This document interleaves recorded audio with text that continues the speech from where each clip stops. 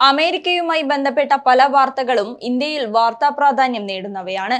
അത്തരത്തിൽ യുഎസിൽ നിന്നും വന്നൊരു വാർത്ത ഇന്ത്യക്ക് ആശങ്കകൾ നൽകുകയാണ്. അമേരിക്കയിൽ ഉപരിപഠനത്തിന് ശേഷം ജോലി ചെയ്യാൻ ആഗ്രഹിക്കുന്ന വിദ്യാർത്ഥികൾക്ക് കനത്ത തിരിച്ചടിയാകുന്ന പുതിയ നിയന്ത്രണങ്ങൾ നടപ്പാക്കാൻ ട്രംപ് ഭരണകൂടം ആലോചിക്കുന്നതായാണ് വാർത്ത. പഠനശേഷം യുഎസിൽ തുടർന്ന് ജോലി ചെയ്യാൻ അനുമതി നൽകുന്ന ഓപ്ഷണൽ പ്രാക്ടിക്കൽ ട്രെയിനിംഗ് വിസയ്ക്കായി ഇനി മുതൽ $1,00,000 ഇന്ത്യൻ രൂപയിൽ ഏകദേശം 95 ലക്ഷത്തിലധികം ഫീസ് ഈടാക്കാനാണ് നീക്കം.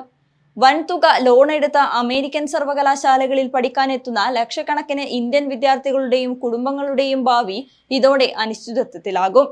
അമേരിക്കയിലെ പഠനം പൂർത്തിയാക്കുന്ന വിദേശ വിദ്യാർത്ഥികൾക്ക് പ്രത്യേക വർക്ക് വിസ ഇല്ലാതെ തന്നെ 1 വർഷം വരെ അവിടെ ജോലി ചെയ്യാൻ അനുവദിച്ചു നൽകുന്ന സംവിധാനമാണ് OPT visa. Science, technology, engineering, mathematics മേഖലകളിൽ ബിരുദം നേടുന്നവർക്ക് 2 വർഷം കൂടി അധികമായി ജോലി ചെയ്യാം. അതായത് ഒരു കമ്പ്യൂട്ടർ സയൻസ് ബിരുദധാരിക്ക് 3 വർഷം വരെ OPT വഴി യുഎസിൽ ജോലി ചെയ്യാൻ സാധിക്കും. ഉപരിപഠനത്തിന് ശേഷം അമേരിക്കൻ തൊഴിൽ വിപണിയിലേക്കും പിന്നീട് വിദഗ്ധ തൊഴിലാളികൾക്കുള്ള H-1B വിസയിലേക്കുമുള്ള പ്രധാന പാലമായാണ് OPTയെ അന്താരാഷ്ട്ര വിദ്യാർത്ഥികൾ കാണുന്നത്. തൊഴിൽ അനുമതിക്കായുള്ള ഈ പാലത്തിനാണ് ഇപ്പോൾ $1,00,000 കനത്ത ഫീസ് ചുമത്താൻ ട്രംപ് ഭരണകൂടം പദ്ധതിയിടുന്നത്.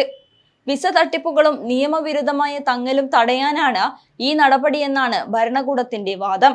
എന്നാൽ യഥാർത്ഥ പ്രതിഭകളെ തടയുന്നതാണ് ഈ പരിഷ്കാരമെന്ന് വിമർശകർ ചൂണ്ടിക്കാട്ടുന്നു. നേരത്തെ പുതിയ H-1B വിസ അപേക്ഷകൾക്ക് ട്രംപ് ഭരണകൂടം $1,00,000 ഫീസ് ചുമത്തിയിരുന്നു. അമേരിക്കൻ IT കമ്പനികൾ നടത്തുന്ന വിദഗ്ധ വിദേശ തൊഴിലാളികളുടെ നിയമനത്തിൽ ഇത് വലിയ ആഘാതമുണ്ടാക്കി. എന്നാൽ ബോസ്റ്റണിലെ ഫെഡറൽ അപ്പീൽ കോടതി കഴിഞ്ഞ ആഴ്ച ഈ തുക ഈടാക്കുന്നത് തടഞ്ഞിരുന്നു.